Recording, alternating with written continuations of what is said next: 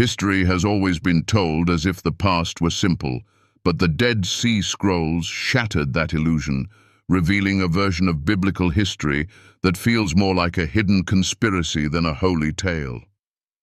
Imagine the birth of Noah, not as a humble shepherd's child, but as a being with skin radiant as light, hair white as snow, and eyes that ignited the house with fire.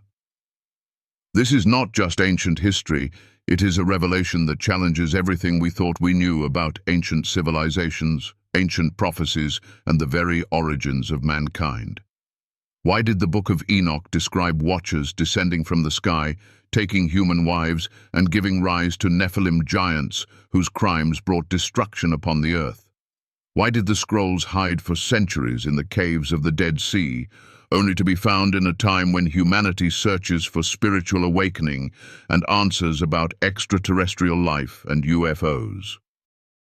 Could these lost texts be the key that connects biblical archaeology with the mysteries of ancient aliens? In this history documentary journey, you will uncover how the Dead Sea Scrolls change our understanding of Noah, how the Book of Giants paints a darker picture of humanity's past, and why these ancient mysteries still echo in today's world. You will see how archaeology and biblical history intersect with conspiracy theories, how ancient prophecies point to warnings for us now, and why these texts may be the most important historical documentaries ever preserved. What if humanity itself carries within its bloodline the spark of something otherworldly?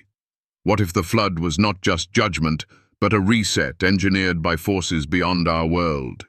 Comment your thoughts, because this question divides believers and skeptics alike.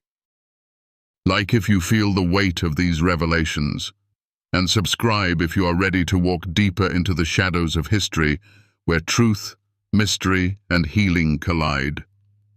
For the scrolls have spoken, and their voice cannot be silenced. The discovery of the scrolls at Qumran, in the heart of the Judean desert, where silence lingers like an eternal hymn, a group of Bedouin shepherd boys stumbled upon a cave that would forever alter the fabric of history. They tossed a stone into the darkness and heard the shattering of clay, not realizing they had cracked open one of the greatest treasures of biblical archaeology, the Dead Sea Scrolls. These fragile manuscripts, hidden for nearly 2,000 years, preserved secrets older than any copy of the Bible the world had ever known. Imagine holding in your hands a text that predates the scriptures by a millennium, a fragile whisper of ancient civilizations. Within those scrolls we find fragments of the Book of Enoch, the Book of Giants, and writings that suggest humanity's story is deeper, stranger, and more mysterious than our history books admit. This discovery was not just about archaeology. It was a spiritual awakening. It was as if the desert itself had chosen the right moment to release its testimony. And here lies a lesson. Truth often hides in silence until its time comes, reminding us that even in the dry wilderness of life, hidden waters of wisdom wait to be uncovered. The scrolls are a mirror, showing us that history is alive, and the Bible still breathes mysteries untold. If the earth can hold its secrets for centuries, what secrets might our own souls be keeping, waiting for the right moment to emerge? Comment what you believe might still be buried in the deserts of your own heart, because reflection opens the path to healing. And from this desert cave, the story flows onward into the very texts that carried voices once forbidden, voices that still cry out to be heard why the Book of Enoch matters. Among the countless manuscripts found at Qumran, 11 belong to the Book of Enoch, a staggering number that tells us this text was not marginal, but central to the faith of the community that preserved it. Long suppressed, banned from the biblical canon, this book speaks of watchers who descended from the heavens, of Nephilim giants born from their union with human women, and of a flood destined to wipe their corruption from the earth. While Genesis gives us only 4 verses, the Book of Enoch paints the story in vivid detail, offering a history documentary written by ancient hands. Think of it like comparing a shadow to a blazing fire. One barely hints at form, the other engulfs you with light and heat. Enoch's voice is not merely historical, it is prophetic, describing ancient prophecies that echo into our present age. Why else would the Essenes, a people hungry for purity and truth, risk everything to preserve this book in the caves of the Dead Sea? And here lies a lesson for us today. Do not dismiss the voices that institutions silence, for sometimes the words that unsettle the powerful are the very words humanity most needs to hear. This is not just ancient history. It is a call for spiritual awakening, for daring to face the uncomfortable truths that shape our identity. As we read Enoch, we are invited to imagine not only fallen angels, but the very fall within ourselves, the choices that corrupt, and the longing for redemption. The Book of Enoch matters because it refuses to let us stay comfortable, and healing begins the moment we face what is hidden. This is why conspiracy theories cling to this text, why seekers of ancient mysteries and extraterrestrial life find resonance here. It pulls the curtain back just enough to make us wonder who we really are. If the ancients treasured it, should we not also open our eyes to the truths it carries? Comment your thoughts, for every perspective adds light, and together those lights may reveal the fuller story.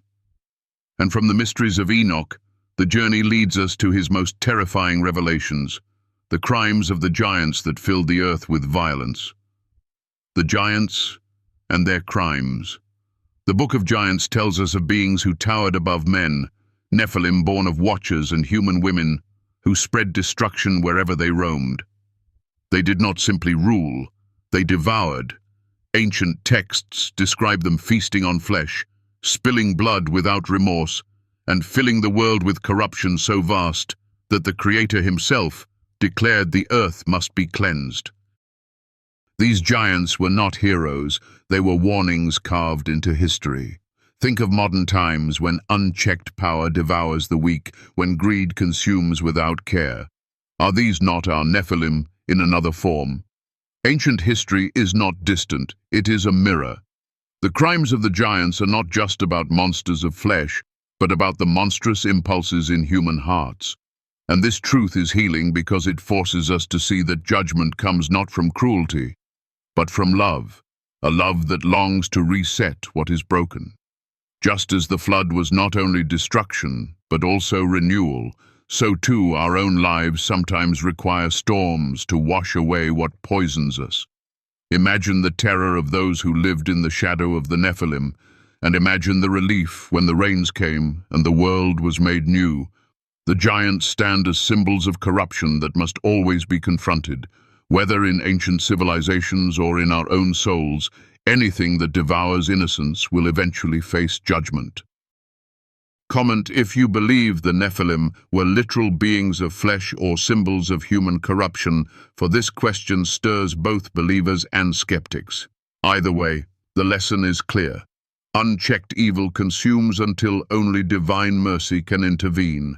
And it is in this shadow of terror, against the crimes of the giants, that the story of Noah emerges not as a quaint tale of animals on a boat, but as humanity's lifeline, a new beginning chosen in the face of overwhelming darkness. The shocking scroll about Noah's birth. The Dead Sea Scrolls whisper of a moment so strange it defies imagination. When Noah entered the world, he did not arrive like an ordinary child. The scroll describes his skin shining with light, his hair white like wool, his eyes blazing with fire that filled the house with brilliance. His father Lamech trembled and said, "This cannot be my son." He carries the ways of the Watchers. Imagine the fear, the confusion, the heartbreak of a father questioning the very origin of his child. This is not only ancient history, it is a story every parent can feel, the shock of confronting something you cannot explain. Lamech ran to Methuselah, who turned to Enoch, the one who walked with God, seeking an answer. And Enoch declared that Noah was chosen, marked before birth by the guardians of the sky, destined to be the vessel through which humanity would be saved. In this lies a healing truth. Sometimes the things that make us different, the features that separate us from others, are not curses but callings. The scroll does not just describe a child, it reveals a prophecy that salvation often comes through the most unexpected vessels. Comment what you think. Was Noah's radiant form a divine sign or evidence of something otherworldly? Either way, it challenges us to see the extraordinary in those who do not fit the mold. From this mystery of birth, the scrolls lead us into an even greater question. Was Noah born of miracle or of technology that reached beyond his age? Artificial insemination or divine miracle? The words of Enoch are chilling. The guardians of the sky inseminated Batanosh without touching her. To a modern reader, these words echo the language of artificial insemination, of genetic intervention, of science that belongs not to the desert of ancient history, but to our own laboratories. Was Noah's birth a divine miracle, or a deliberate act of engineering by beings who descended from the heavens? This is where biblical history collides with ancient aliens theory, and where spiritual awakening meets conspiracy theories. Some will say it was the hand of God. Others whisper of extraterrestrial life, manipulating human destiny. And yet, the deeper truth is not about biology, but about purpose. Noah was set apart, chosen to survive when the giants perished. Think of our world today, where technology can shape life, where DNA can be edited, where embryos can be chosen for traits. The question is no longer distant. It is here now. Will we use such power for life or destruction? The scrolls warn us, power without purity becomes corruption. But with wisdom, even the strangest birth can become salvation. Here is a lesson for every listener. Your beginning does not define you, your choices do. Noah's story is not about scandal, it is about calling. Comment whether you see this as proof of divine miracle or advanced science, because the debate itself forces us to confront what kind of world we are building. And as the scrolls raise this question, they lead us to compare Noah not only with himself, but with other flood heroes from ancient civilizations. Noah, compared with other flood heroes. The flood is not just a Bible story, it is a theme that echoes through the history of ancient civilizations. In Mesopotamia, the Epic of Gilgamesh tells of Utnapishtim, chosen to survive the great waters. In Babylonian myths, Atrahasis is warned of a flood sent to cleanse the earth. These stories, scattered across cultures, form a chorus of ancient prophecies pointing to one cataclysm remembered by all. Yet only in the Dead Sea Scrolls do we find the shocking twist, that Noah may not have been fully human. Here lies the great divide. Utnapishtim was granted immortality. Atrahasis was warned by the gods, but Noah was born different, radiant, touched by the Watchers, perhaps designed to endure what ordinary men could not. What does this mean for us? That our survival as a people may not have been an accident of chance, but the result of intervention from beyond. This is why ancient aliens documentaries cling to the flood, why biblical archaeology returns again and again to these texts, why seekers of truth chase every fragment from Qumran. The lesson here is profound. Across time and culture, humanity remembers its cleansing, and in every version, survival comes not through strength, but through being chosen. Healing comes when we realize that our trials, like the flood, are not meant to destroy us, but to reset us, to give us a new beginning. Comment your view. Were these flood heroes inspired by one true event, or do they represent the universal cry of humanity for renewal? In their stories we find not only history documentary material, but a mirror of our own souls, yearning for the waters to wash us clean and for the promise of dry land beyond the storm.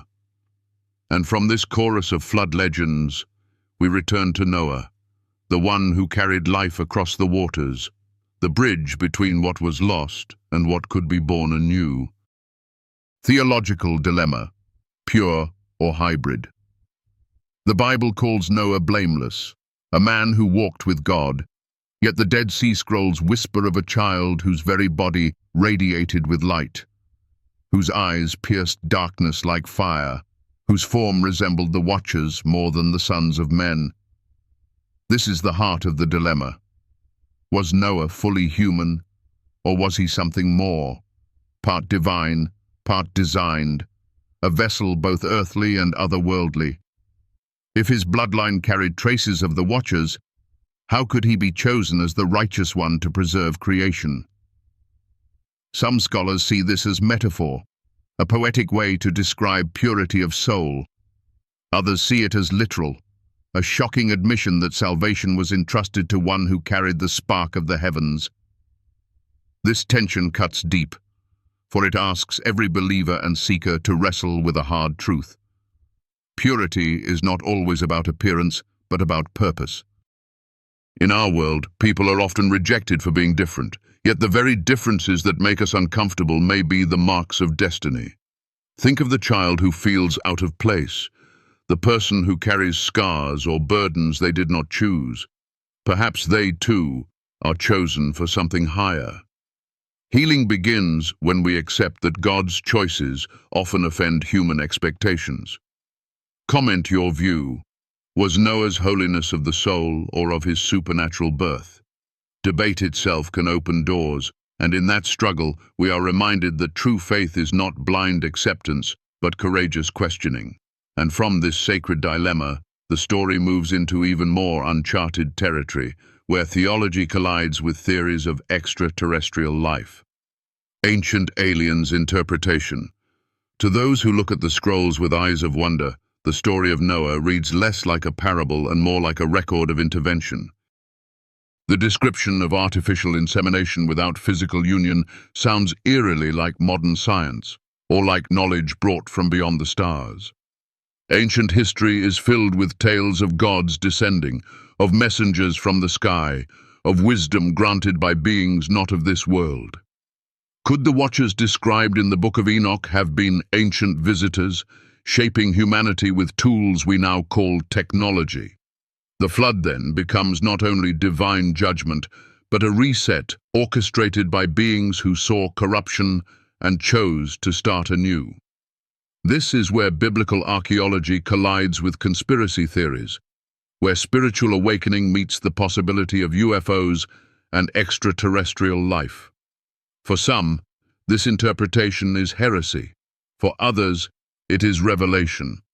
What matters is not whether you believe in aliens or angels, but whether you recognize the call. Humanity has always been guided, corrected, and challenged by forces greater than itself. Even now, our world is flooded not with water, but with chaos, corruption, and greed. And the question remains, will we be found worthy of preservation? Healing comes when we admit our fragility and open ourselves to wisdom beyond our own pride. Comment honestly. Do you see the Watchers as fallen angels or as ancient astronauts? Your answer may not change history, but it may change the way you see your place in the universe. And as these interpretations swirl, we are left with a warning and a lesson, echoes from the flood that speak into our own time. Lessons and warnings for our time. The story of Noah, whether seen as miracle or mystery, is not just about the past. It is about us. The crimes of the Nephilim remind us what happens when power devours the weak, when arrogance blinds the soul, when humanity forgets its sacred calling. The flood was not only destruction, it was renewal, a washing away of corruption to give birth to something new. Every generation faces its flood, wars, disasters, moral collapse, and every person faces their own storms of loss, fear, or despair. Yet just as Noah built an ark, we are called to build vessels of faith, hope, and healing that can carry us through. This is the spiritual awakening hidden in ancient history. That judgment is not the end, but the doorway to new beginnings. Think of your own life. What giants must be faced? What floods must be endured? What ark must you build to preserve what is sacred? The Dead Sea Scrolls, the Book of Enoch, the ancient prophecies. They are not dusty relics but living testimonies that cry out to every soul. History documentary or conspiracy theory, ancient aliens or divine angels. The meaning converges on this truth. Humanity survives not by strength, but by grace, not by chance, but by calling. Comment what you believe our greatest flood is today: climate, technology, greed, or faithlessness. And let this be the start of a conversation that heals. Like if you feel the pull of these mysteries, subscribe to stay with the journey, because the story of Noah is not finished. It lives in us, in every choice we make, in every storm we endure, in every hope we dare to carry across the waters. The scrolls do not just record history, they awaken the soul to prepare for the floods yet to come. The Dead Sea Scrolls are more than parchment and ink. They are living echoes of history that refuse to be silenced. They speak of the Book of Enoch, of giants who shook the earth, of watchers who crossed the boundaries of heaven, and of Noah, whose very birth was wrapped in light and mystery.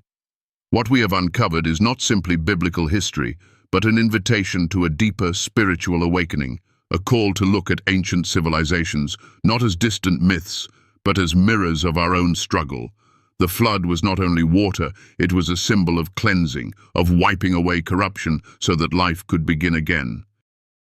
And perhaps in our age, the floods are not rivers, but the waves of technology, greed, division, and fear that threaten to overwhelm the soul.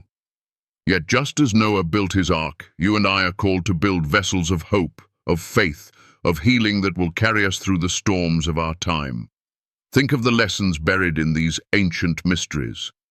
The crimes of the Nephilim warn us of the dangers of unchecked power. The strange description of Noah's radiant birth challenges us to see difference not as a curse, but as destiny. The conspiracy theories that swirl around UFOs and extraterrestrial life, whether you believe or not, remind us that humanity has always felt the presence of something beyond ourselves. The flood legends across the world, from Atrahasis to Utnapishtim, tell us that all civilizations sense the same truth. When we forget the sacred, the world itself trembles. But these warnings are not to crush us. They are to awaken us. They call us not into fear, but into courage, into faith that even when the waters rise, we can still carry life, love, and legacy forward.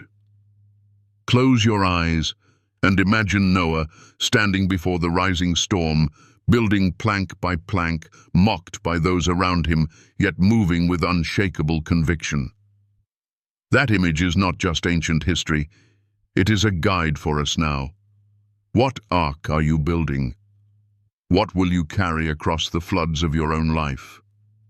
Is it kindness, love, truth, or faith? Or is it anger, greed, fear, and pride? Comment your thoughts, for this is not just a story to hear, it is a story to live. Your voice matters, your perspective matters, because the scrolls remind us that truth is not found in silence, but in the courage to wrestle with questions. Were the watchers angels or ancient astronauts? Was Noah chosen because of divine holiness, or because of a lineage engineered from beyond? Share what you believe, for even disagreement can spark awakening. And as you reflect, let the energy of these revelations bring healing. For some of you, hearing that humanity may be touched by something otherworldly fills you with wonder. For others, it stirs fear. But remember, the purpose of these scrolls was never despair. They were hidden for centuries, so they could speak to us now, in an age when we need them most. The message is clear. Humanity is fragile, yet chosen, broken, yet beloved, stumbling, yet still called to rise. This is the beauty of biblical archaeology, of history documentaries that dig beneath the sand and bring to light truths meant to inspire the soul. If this journey has given you light, if it has sparked even a small spark of spiritual awakening in your heart, I invite you to hold on to that energy. Nurture it. Carry it into your relationships, your choices, your daily battles. And if this video has touched you, like it so that others may also find their way to these ancient prophecies. Subscribe, so you will not miss the next step into the unknown, the next voice from the caves, the next revelation hidden in the dust of history. And if you feel moved, support this journey with even a little encouragement, because every gesture, no matter how small, is fuel for creating more moments like this, more spaces where truth and healing flow together.